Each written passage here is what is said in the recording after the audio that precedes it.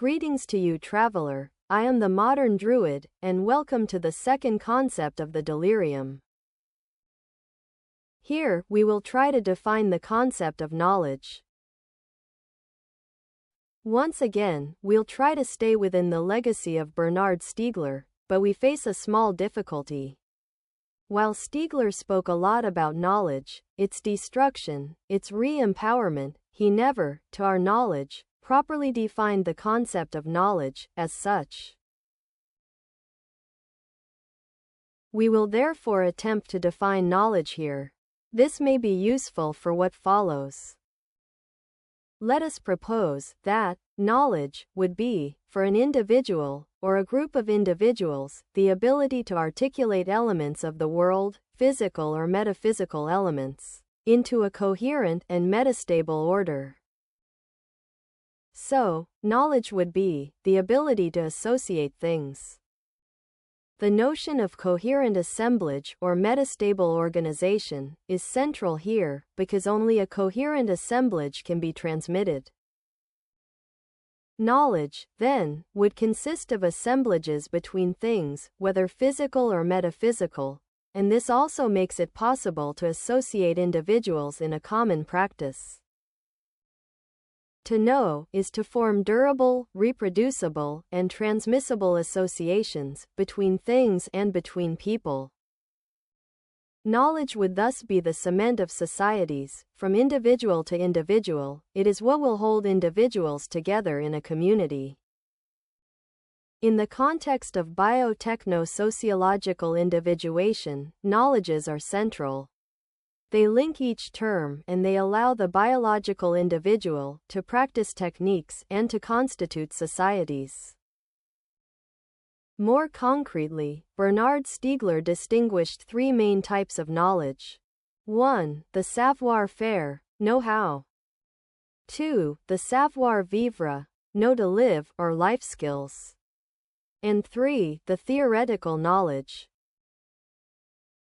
The savoir-faire, know-how, refers to the coordination of the body by technical gestures, aimed at producing something.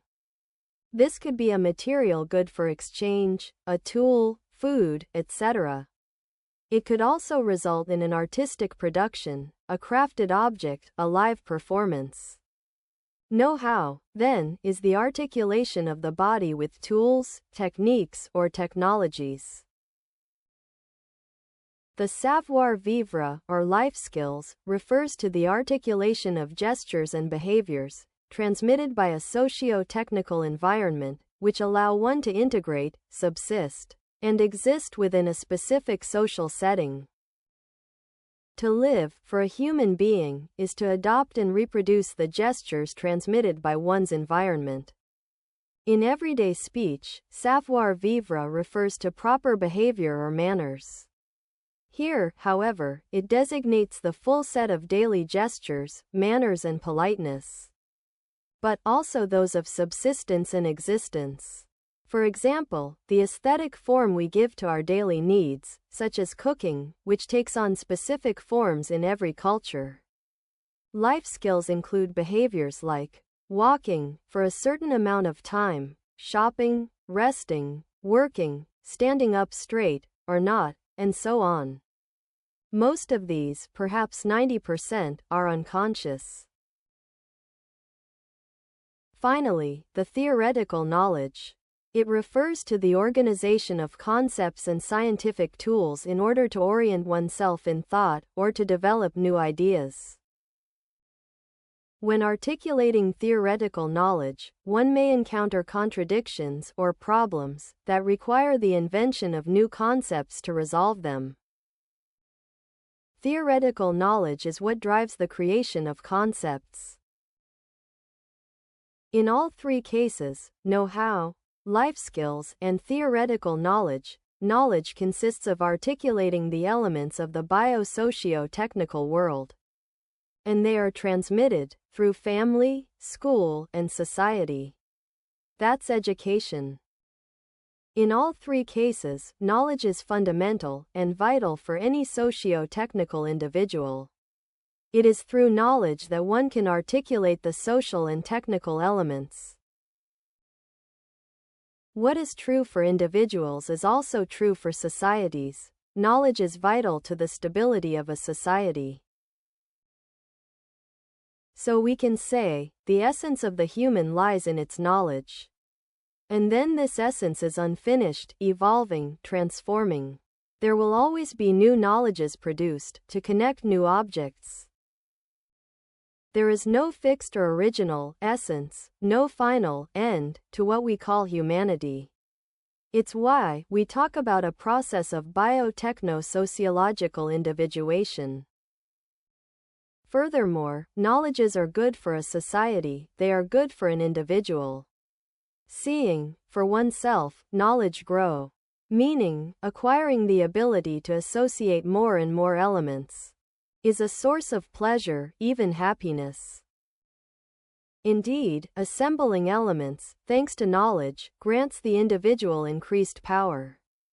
Spinoza might say that knowledge increases our capacity to act, and therefore is good.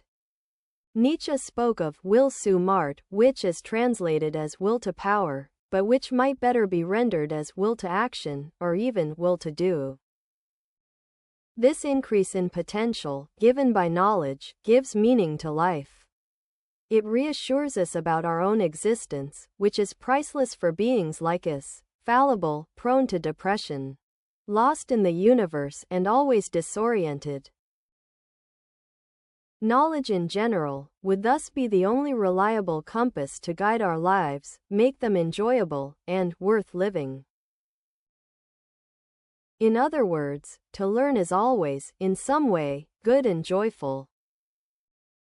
In French, the two words, savoir to know, and saveur, flavor, have the same etymology. Knowledge gives life flavor. In the next chapter, we'll see that knowledge is the keystone of all societies, human and non-human. And that, it is at the heart of what we'll call the libidinal, the pulsion, or the drives economy.